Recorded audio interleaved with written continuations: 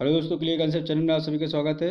आज मैं आप लोगों के लिए 22 अगस्त करंट अफेयर क्वेश्चन लेकर आया हूँ। जो भी इंपॉर्टेंट क्वेश्चन होंगे 22 अगस्त के वो आज क्वेश्चन कराऊंगा। पहला क्वेश्चन दोस्तों, हाल ही में आई रिपोर्ट के अनुसार जैविक किसानों की संख्या के मामले में शीर्ष पर कौन रहा है? तो जैविक किसानों की संख्या में सबसे शीर्ष पर कौन रहा है? तो इंडिया रहा है। कौन रहा है? इंडिया रहा है। और दोस्तों इसमें जो स्टेट है जिसने जैविक कृषि सबसे पहले प्रारंभ की थी, और पूरा जो स्टेट है जिसने जैविक कृषि स्टार्ट की थी, वो है सिक्किम। कौन सा है? सिक्किम। अगला क्वेश्चन है दोस्तों, हाल ही में किस बैंक ने इंस्टेंट खाता खोलने की सुविधा एलएलबी डिजिगो का प्रारंभ किया है? तो दोस्तों जो एलएलबी डिजिगो है, ये लक्ष्मी विलास बैंक, किसने? लक्ष्मी विलास बैंक ने इसको इंस्टेंट खाता खोलने की सुविधा एलएलबी डिजिगो का शुभारंभ किया है। और दोस्तों बात आती है लक्ष्मी विलास बैंक की, तो इसकी स्टेबलाइजमेंट जो थी वो 1926 में हुई थी। और दोस्तों जो इसका हेडक्वार्टर है वो कहाँ पर है? हेडक्वार्टर चेन्नई में है। कहाँ पर है? चेन्नई में है। और इसके जो एमडी हैं वो एस सुंदर है। कौन है? एस सुंदर।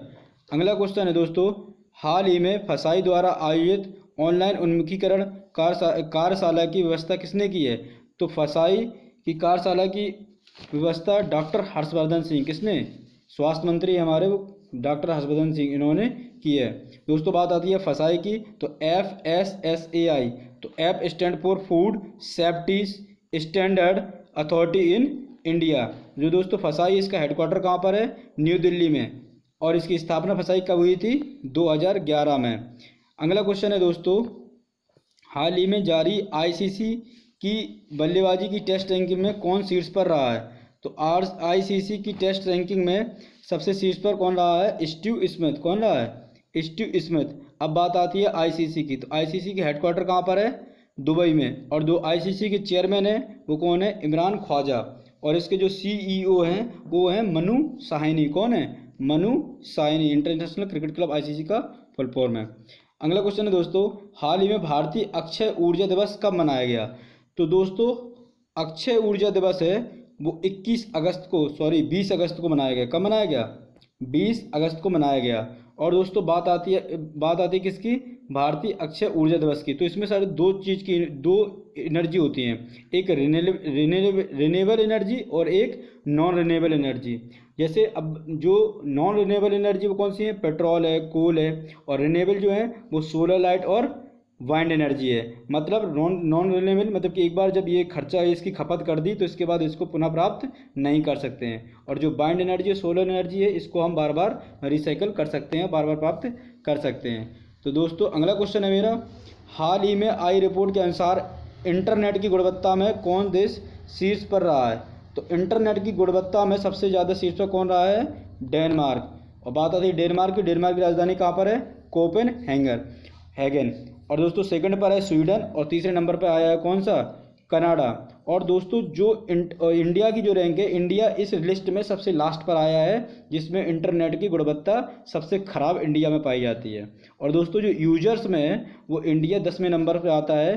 टेंथ रैंक है इंडिया की, जो सबसे ज़्यादा यूजर्स है, लेकिन जो इसकी गुणवत्ता है वो सबसे ज़्यादा इंडिया में खराब पाई जाती है।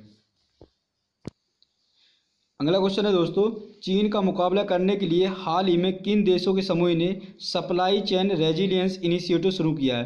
बात है रेजिलियंस की, तो रेजिलियंस मतलब टिकाऊ और इनिशिएटिव मतलब शुरुआत की है। तो दोस्तों ये भारत, जापान और ऑस्ट्रेलिया ने मिलकर सप्लाई चेन रेजिलियंस इनिशिएटिव की शुरुआत की है।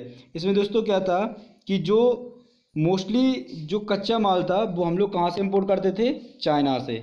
तो दोस्तों जो जापान के राष्ट्रपति हैं शिंजो आबे जी, उनके मन में एक विचार आया कि क्यों ना ये जो हम कच्चा माल जितना हम प्राप्त करते हैं चाइना से, इससे अच्छा है कि हम जो तीन ये राष्ट्र हैं भारत, जापान और ऑस्ट्रेलिया, ये एक दूसरे के लिए ऐसी चेन बनाएं जो सप्लाई है इसको हम पूरा कर सकें, एक दूसरों के लिए एक दूसरों की मदद कर सकें। जैसे दोस्तों इंडियन फार्मा कंपनी जो भारत की है वो 70% जो दवाई है, वो जो कच्चा माल है दवाई का, वो कहाँ से इंपोर्ट करती है? वो करती है चाइना से। और जो इंडिया है वो सबसे ज़्यादा एक्सपोर्ट करता है दवाई का।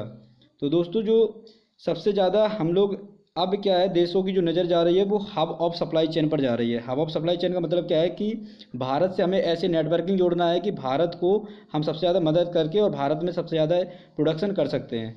तो दोस्तों इसका जो सप्लाई चेन रेजिलियंस इनिशिएटिव है वो भारत, जापान और ऑस्ट्रेलिया ने मिलकर इसकी शुरुआत की है। ये दोस्तों मेरा वीडियो आप लोगों को अच्छा लगे तो इसको लाइक करिए, सब्सक्राइब करिए, शेयर करिए, जिससे मैं आप लोगों के लिए अच्छे से अच्छी जानकारी ला सकूँ, अच्छे से वीडियो ला सकूँ।